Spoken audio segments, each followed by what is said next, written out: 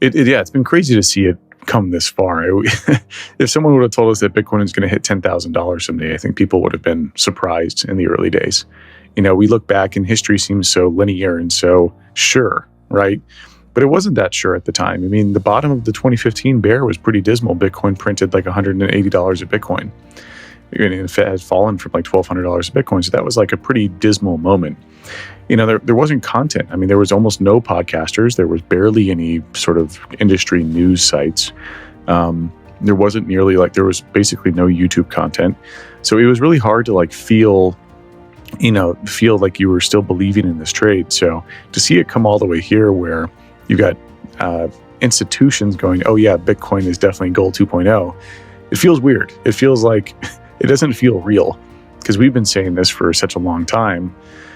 And the fact that it's actually happening is kind of this weird moment of oh shit, I was right. Yeah, money is a belief system. Gold, dollars, Bitcoin, it's all the same thing. It's all a belief system. Now, Bitcoin has superior traits as a money, which gives it objectively good, it's objectively a better type of money.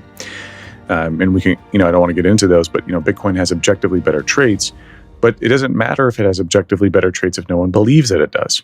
And so that doesn't happen in a binary moment when people all wake up and go, oh, I see why Bitcoin's valuable. It happens in ebbs and flows. And I kind of think about it too from a marketing perspective. There's something in marketing called last touch attribution and multi-touch. So last touch is okay, you saw a Facebook ad, and that ad is the ad that we can attribute you becoming a customer of ours because you clicked on the button, I want to sign up, and came over. But in reality, what happened was you began your journey to become a Kraken customer far before that.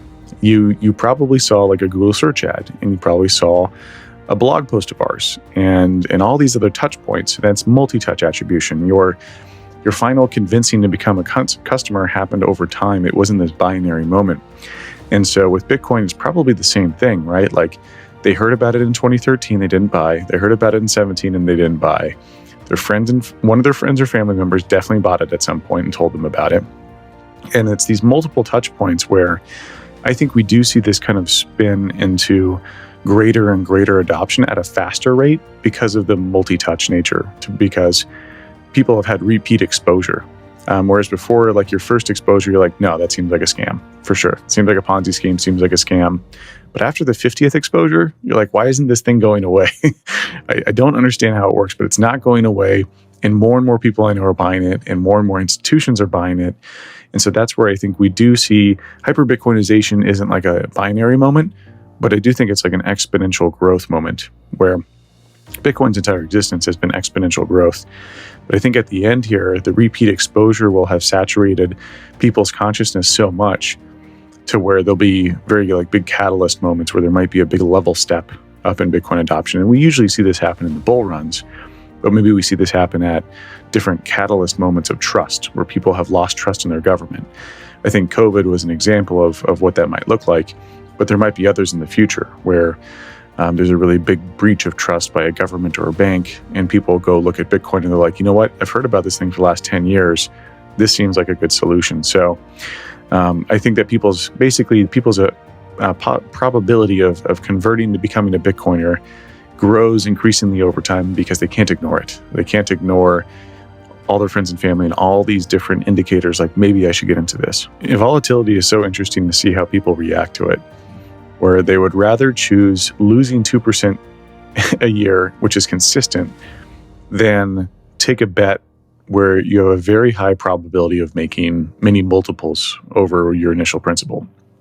Just because the volatility scares people away. And that's where I think Bitcoin's kind of the perfect instrument of risk reward, where Bitcoin rewarded the early believers because you got in before others. And that's not a Ponzi scheme. That's not a scam. It means we had the guts to do it.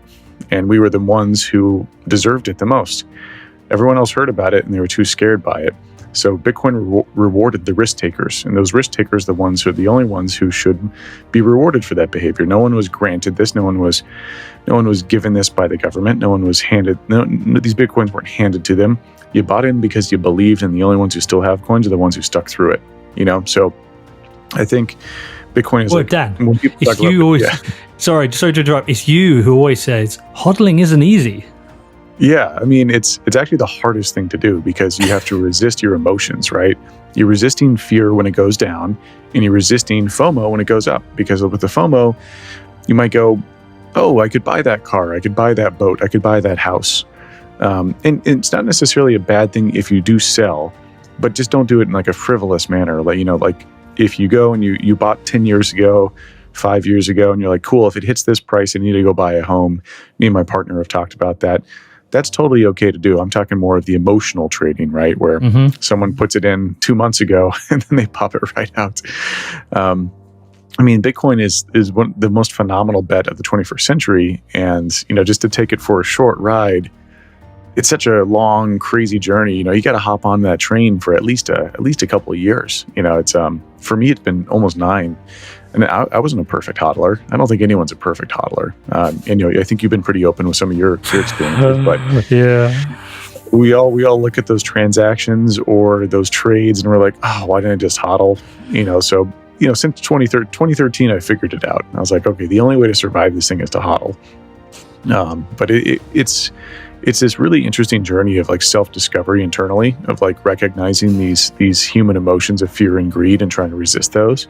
It's going down the rabbit hole and discovering things about energy and energy FUD and how energy FUD is tied with environmental concerns. And it goes really deep down these different, and then government and governance. So people who can govern me, why can they govern me, and why are they able to dictate other aspects of my life, like what I can do with my body?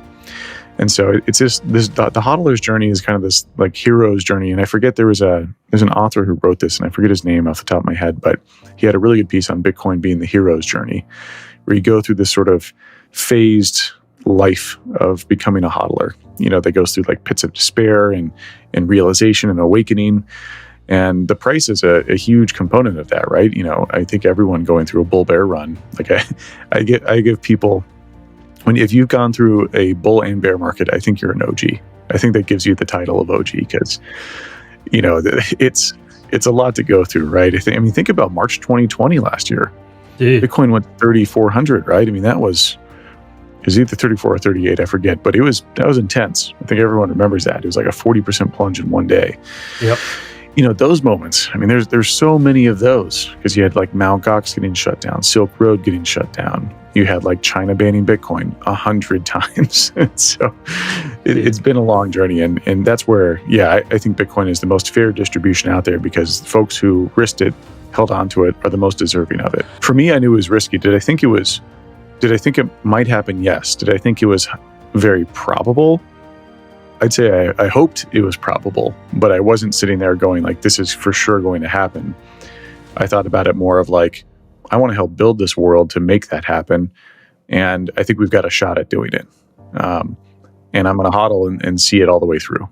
So that's kind of more of my thought behind it. Like, I knew that we had discovered something that most other people had written off. Bitcoin was this beautiful, beautiful creation that has all sorts of different aspects that are incredible in terms of like how it enforces decentralization makes it stronger, and the monetary policy breakthrough. And I realized I spent all this time going down the rabbit hole. Like I spent a long, long time, years. It took me years to get to these sort of levels. I wasn't talking as I talk about Bitcoin. I wasn't talking like this back in 2013. No one was. There was content built on top of content that enabled all of us to develop stronger convictions in Bitcoin.